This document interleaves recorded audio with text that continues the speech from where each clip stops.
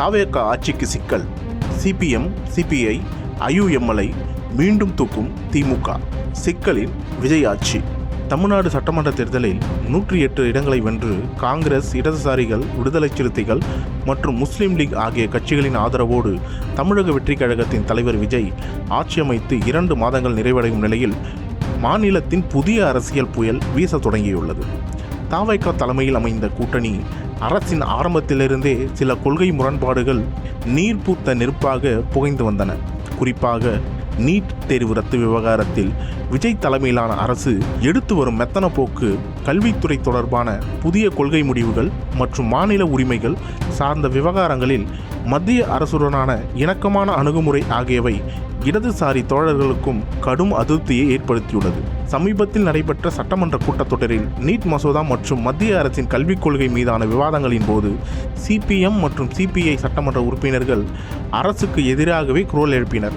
ஆட்சிக்கு வந்து 2 மாதங்களாகியும் நீட் தேர்வை ரத்து செய்ய உருப்படியான சட்ட போராட்டத்தையோ அல்லது களப் போராட்டத்தையோ தாவேக அரசு முன்னெடுக்கவில்லை என்று சிபிஎம் மாநில செயலாளர் பகிரங்கமாக குற்றம் சாட்டியிருந்தார். மேலும் தொழிற்சங்க உரிமைகள் மற்றும் தொழிலாளர் சட்ட திருத்தங்கள் தொடர்பான தாவேக அரசின் சில முடிவுகளும் இடதுசாரிகளின் பாரம்பரிய கொள்கைக்கு எதிராக அமைந்ததாக கூறப்படுகிறது. இந்த முரண்பாடுகளை தனக்கு சாதகமாக பயன்படுத்தி கொள்ள எதிர்க்கட்சியான திமுக வியூகம் வகுத்து தொடங்கியுள்ளது. அறிவாலய வட்டாரங்களில் இருந்து கசியும் தகவலின்படி திமுக மூத்த தலைவர்கள் சிலர் சிபிஐ, சிபிஎம் மற்றும் இந்திய முஸ்லீம் லீக் தலைவர்களிடையே ரகசிய பேச்சுவார்த்தை நடத்தி வருவதாக தெரிகிறது. தாவேக அரசு தனது வாக்குறுதிகளை காற்றில் பறக்கவிட்டது.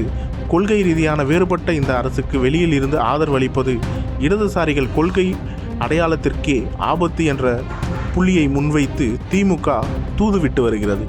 முஸ்லீம் லீக் அமைப்புக்கிடையேயும் சிறுபான்மையினர் பாதுகாப்பு தொடர்பாக தாவேக அரசு நிலைப்பாடு குறித்து சில கேள்விகளை திமுக எழுப்பியுள்ளது. இடதுசாரிகள் மற்றும் இந்திய முஸ்லீம் லீக் ஆகிய 2 கட்சிகளை தாவேக கூட்டணியில் இருந்து விலக செய்வது, இதன் மூலம் சட்டசபையில் விஜய் அரசின் பெரும்பான்மையை கேள்விக்குறியாக்கி பேரவையை கலைக்கவோ அல்லது நம்பிக்கையில்லா தீர்மானம் கொண்டு வரவோ வழிவகை செய்வது. இன்னும் 4 மாதங்களில் இதை செய்ய முடியும். இந்த ரகசிய நகர்வுகள் கசிந்ததை தொடர்ந்து முதலமைச்சர் விஜயின் முகாமிலும் பரபரப்பு தொற்றிக் கொண்டுள்ளது.